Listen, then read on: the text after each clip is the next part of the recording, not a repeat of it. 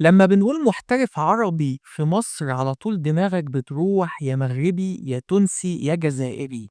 لكن عمرك فكرت ان يكون المحترف ده النشامة الأردني؟ الأردن ومصر مش بس حدود وجيران وعلاقات كبيرة ما بين الدولتين، لأ، الأردن ومصر في ما بينهم لعيبة احترفت في الدوري المصري.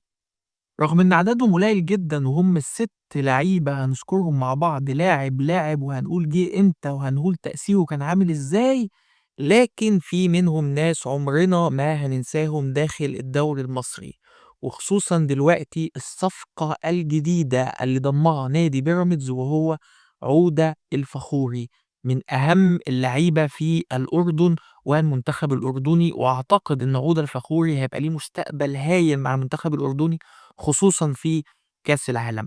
تعالوا مع بعض نبتدي الحلقة، بس قبليها لازم الأول نعمل لايك وشير وسبسكرايب ونفعل زر الجرس يا نشابة يا أردني ويا مصر يا حبيبي. ويلا بينا، معاكم مصطفى الدالي وليتس جو. أول لاعب معانا هو كاسر الأمواج، عميد الحراس عامر شفيع. عامر شفيع انضم لنادي الإسماعيلي سنة 2006. برازيل مصر نادي الإسماعيلي قرروا إن هم يجيبوا حوت آسيا في الوقت ده عامر شفيع كحارس مرمى لنادي الإسماعيلي، وجه وهو شايل سيرة حارس مرعب جدا للدوري المصري وقارة أفريقيا. بالرغم إن الأمور الإدارية كانت صعبة كالعادة داخل نادي الإسماعيلي لحد دلوقتي، لكن الجمهور الإسماعيلاوي فضل فاكر عامر شفيع لحد وقتنا هذا بسبب شخصيته القيادية والحماسية داخل الملعب. ونقدر نقول ونعتبر إن عامر شفيع هو أول لاعب فتح الباب لتجربة الاحتراف للعيبة الأردنية داخل الدوري المصري. أما عن الصفقة التانية دي أنا بالذات عمري ما هنساها، لأني كزملكاوي أنا واحد خالد سعد لاعب منتخب الأردن نكد عليه ونيمه متضايق في يوم من الأيام.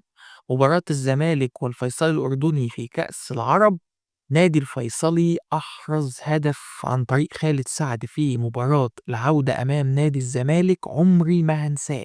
شوطة من بره منطقة الجزاء، شومة في الزاوية البعيدة على حارس المرمى محمد عبد المنصف ساعتها، الجول اللي خلى نادي الزمالك يخرج من كأس العرب ساعتها بسبب مباراة الزمالك والفيصل الأردني.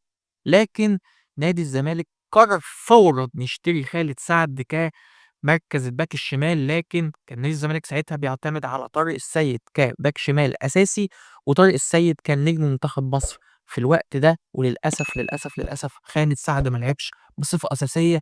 لكن جمهور الزمالك عمره ما هينسى خالد سعد، وإن اللمسات البسيطة اللي عملها داخل المباريات بصراحة كانت باين إن هو لاعب محترف وحريف جدا، لكن كان حظه سيء جدا داخل الملعب، وجمهور نادي الزمالك عمره ما نسي خالد سعد. نروح للنادي المصري. نادي المصري قرر عام 2015 إن هو يشتري اللاعب الأردني طارق خطاب. مواصفات طارق خطاب اللي كان محتاجها النادي المصري لمدافع قوي جدا في الوقت ده، هو لاعب بدنيا كويس، انضباط، روح داخل الملعب، ودول كانوا موجودين في طارق خطاب. طارق خطاب لعب مباريات أساسية ولعب مباريات قصاد الأهلي والزمالك، وهو من أكتر اللعيبة اللي تقريبا لعبت بشكل كبير داخل الدوري المصري. أما عن عبد الله نصيب، اللاعب الخامس معانا، عبد الله نسيب انتقل لنادي الاتحاد السكندري عام 2022. عبد الله نصيب كان مشهور بلقب دياب، لأنه كان حالة خاصة جدا داخل الملعب، وفي نفس الوقت كان مبدع في الكرات الرأسية وأحرز أهداف مع نادي الاتحاد السكندري. أما عن نجم الموسم والمواسم القادمة، الصفقة اللي أنا متأكد إنها هتزلزل الدوري المصري من أول لحظة، عودة الفخوري مش مجرد لاعب كرة قدم أردني جاي مصر وتجربته هتكون قصيرة زي الخمس لعيبة دول، لأ، عودة الفخوري أنا ليا نظرة كبيرة جدا من أول لمسة لمسها عودة الفخوري في كأس العرب اللي فات، خصوصا مباراة منتخب مصر ومنتخب الأردن لما نزل وعمل جون عالمي. لكن الجون ده اتحسب فاول أو اوفسايد مش فاكر، لكن عودة الفخوري عنده لمسة كبيرة جدا جدا جدا، وهو خير احتياطي مكان يزن النعيمات. عودة الفخوري لاعب سريع، صغير في السن، بيفكر، قوته البدنية عالية جدا جدا جدا، يقدر يلعب وينج يمين، يقدر يلعب راس حربة. بصراحة نادي بيراميدز وقع على كنز نشامة أردني اسمه عودة الفخوري. عودة الفخوري كان عنده عروض من أوروبا، كان جاي له عرض قوي جدًا، جدًا من النادي الأهلي، لكن يُقال إن النادي الأهلي ونادي بيراميدز ما حصلش ما بينهم خناقة على عودة الفخوري، حصل ما بينهم عِند. إيه هو العِند؟ إن عودة الفخوري كان متّفق بنسبة 90% إن هو مع النادي الأهلي خلاص، لكن النادي الأهلي طمع زيادة إن هو ياخد إبراهيم عادل، في حين إن بيراميدز كان بيفكّر إن هو يرجّع إبراهيم عادل ابنه اللي مربّيه، اللي طالع من تحت إيده.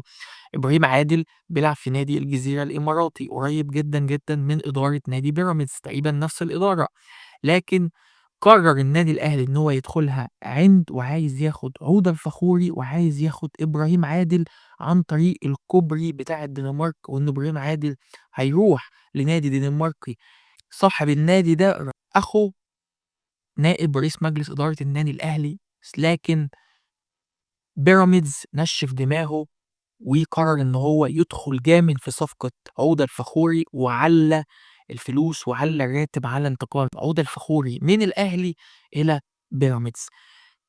مين اللي هيكون كسبان؟ أنا كواحد زملكاوي أنا كان نفسي عودة الفخوري ييجي الزمالك من أول لحظة، لإن عيني كانت عليه، والفيديوهات القديمة كلها اللي أنا اتكلمت فيها على المنتخب الأردني واللايفات والشورتس، أي فيديو أنا عملته عن المنتخب الأردني هتلاقيني باتكلم عن عودة الفخوري، هتلاقيني ماسك عودة الفخوري باقوله في أي لحظة من اللحظات، لإن بالنسبة لي بصراحة موهبة شابة ما شاء الله عليها، ما شاء الله عليه يعني.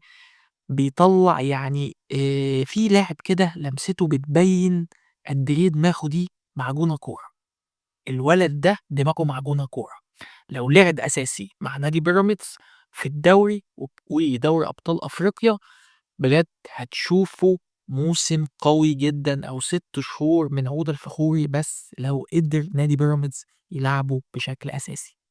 6 لاعبين، 6 قصص، من حراسة المرمى للهجوم.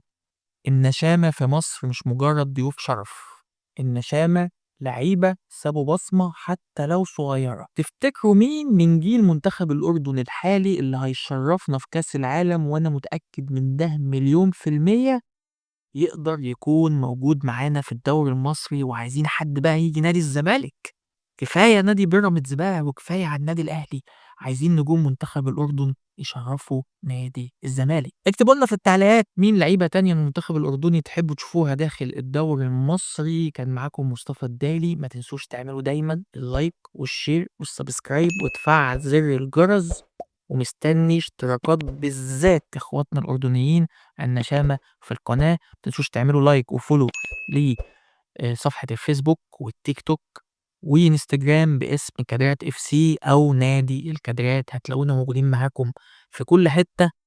سلام عليكم.